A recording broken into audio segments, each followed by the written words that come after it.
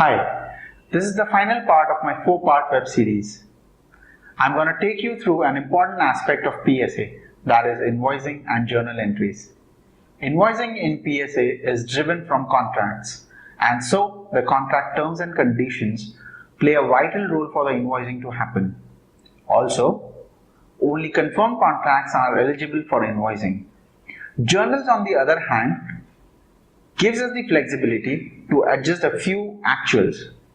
Many times I have seen a question on the community about deleting the actuals, but by design, actuals in PSA cannot be deleted. Journals are the savior here. For all those actuals that needs to be deleted, we can make a reverse journal entry. So let's take a look at the demo for invoicing and then the journal entry via the demo from my screen. So let's take a look at the invoicing from the system. Invoicing in PSA is always generated via contracts. The only reason why the invoicing is generated via contracts is because all the information that is needed to generate the contract, generate the invoice is stored on the contract.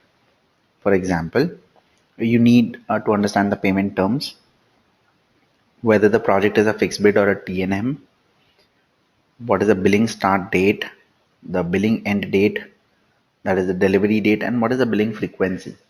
So all this information is stored either on the project contract header or on the line details. So let's go and check all this information where it is available. So if you go and click on project contracts, I'll open up a project contract. So first go and check the header information to see if there is any information that it gives us related to information. You see the requested delivery date is mentioned over here. That means this is going to be the end date of the project. Well, there is a payment terms over here. I have not selected it as of now.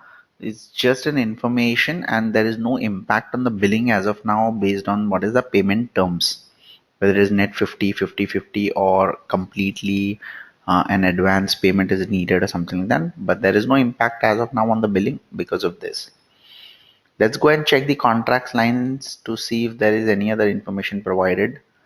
So if I go and just click here, first by the glimpse you will understand it's a fixed bid project. So if I open the line, you see other details.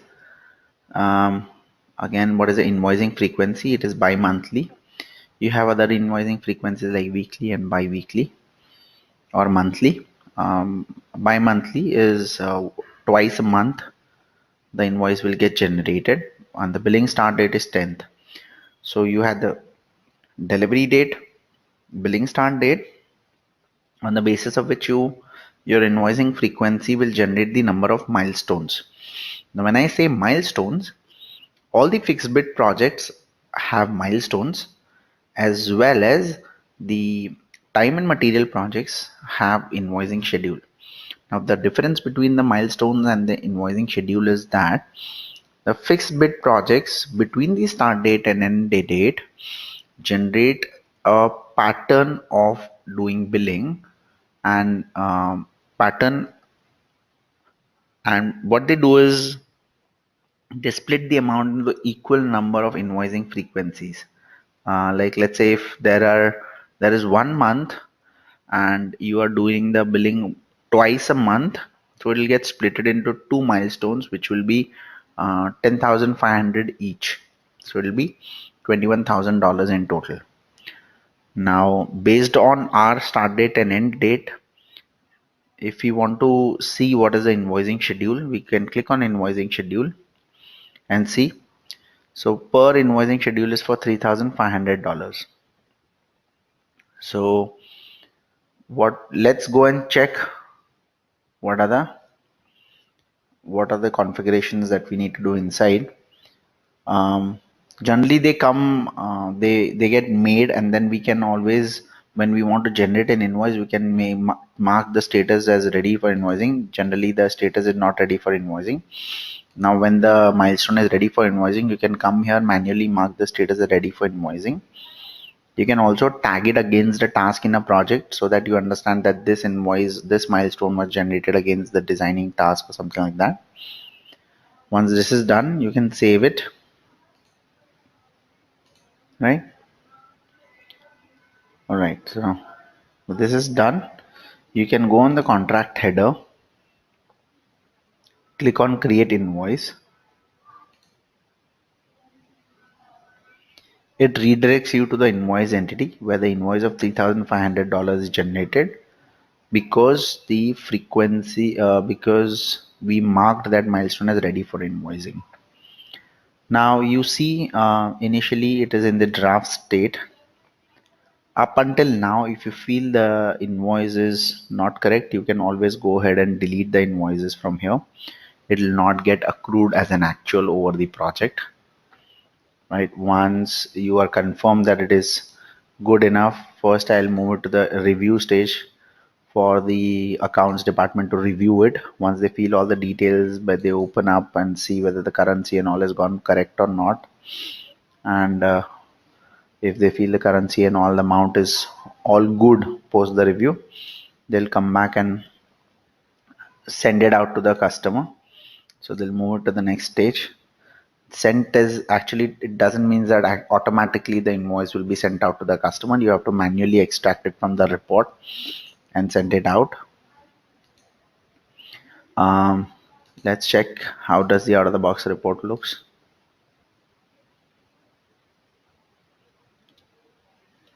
We can always tweak these reports as per our needs. We can put the logos and all those kind of things that we want. We can always format this out of the box report. So this is the invoicing report. The accounting departments extracts it in whatever format they need it.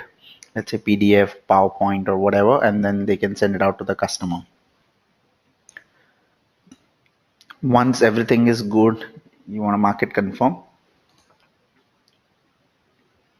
So the status is active and the invoice is confirmed. So now is the point when you mark it confirm that the amount of $3,500 is accrued as an actual on the project CRM implementation of ASA. Now let's go and check whether the amount is accrued actually as an actual over the project. How do you do that? We went on the project, clicked on related. I can see an actual entity here. So amount of $3,500 should have been accrued.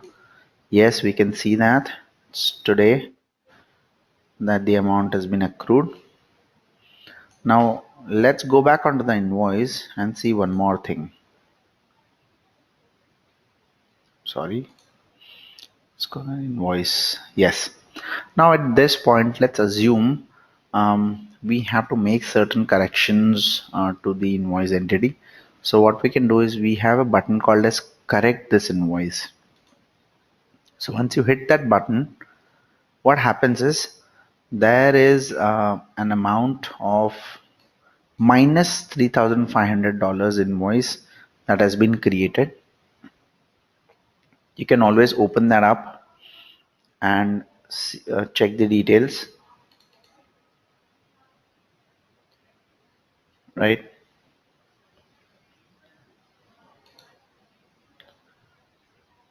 Well, and then once because you are doing the correction, what you'll have to do is first reverse the entire amount of $3,500. So as of now, this has not been accrued as an actual of minus $3,500. And if you still feel this correction is not needed, you can delete this and this you are safe.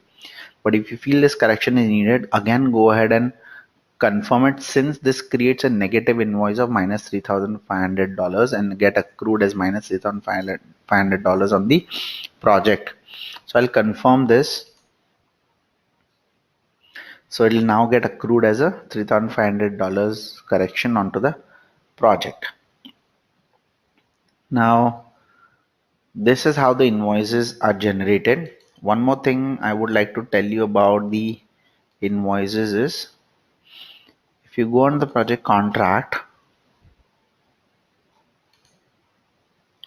you have project based lines and product based lines. So I explained you what are project based lines. Product based lines are basically if you are also selling up some licenses or other products. For example, you have like you have out of the box product made on top of CRM which we are selling with this product. You can always add that as a product, number of license that you want to sell and all that, and that amount of licenses will get accrued and build together. Let's say $21,000 for project base, and you have 5,000 additional dollars licenses, so it is around $26,000, which gets equally splitted between the milestones, and then the invoice is generated. So that amount is also being taken care of. Well, this and let me just take you again about the how TNM billing happens. So in TNM, what happens is, like unlike milestones, that the amount is fixed. That on the milestone, this is the amount that like $3,500 that is gonna get billed. For TNM, it is not like that. How does it happens is, if the project contract is TNM, the invoicing happens based on the time entries that are being done by the team members, and all those approved time entries by the project managers then gets accrued as the time over the project.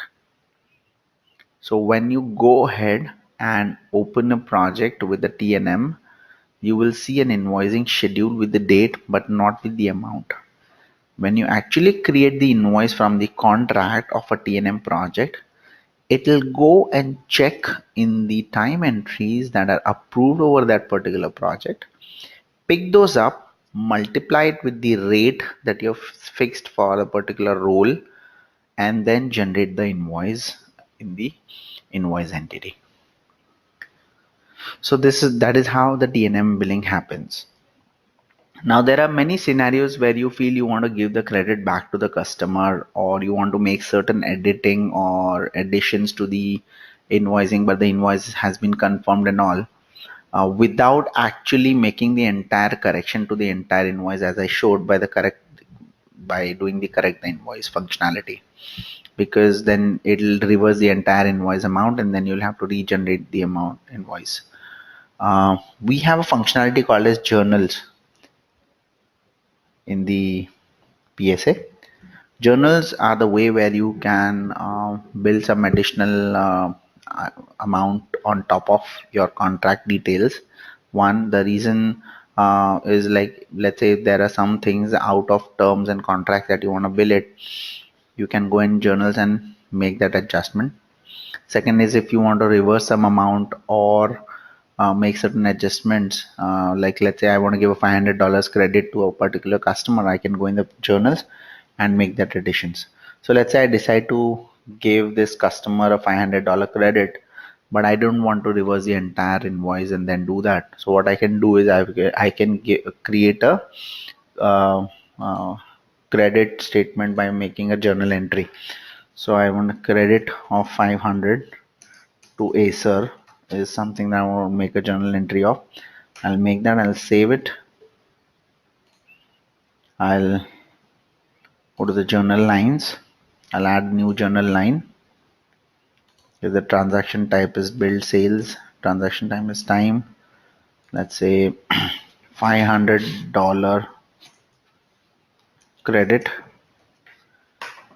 Again, same. Billing type is chargeable. Me selecting the project. This one. Let's say if I want to select the task, it's not compulsory, but I'm going to select a class, and I don't want to select a particular resource on which I want to select the role on which I want to reverse the entry. You can always select the quantity or just put in the price. So if you select the quantity, what will happen is it will multiply it by the developer rate and then pick it up.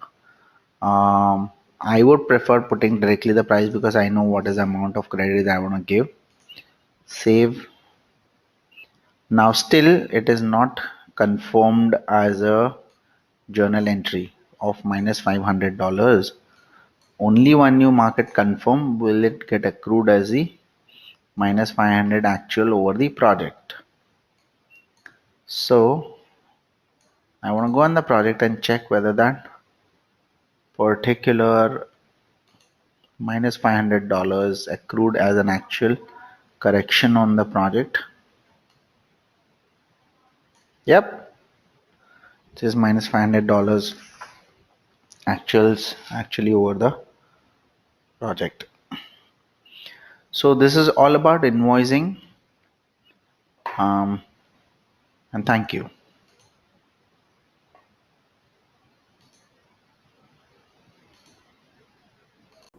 So this ends all my 4 parts of the web series. I sincerely thank you all for watching them all. Below mentioned in the comment sections are my email ID and mobile number where you can reach me for any issues or comments. I wish you all the best and I hope you find success while using PSA. Thank you and have a nice day.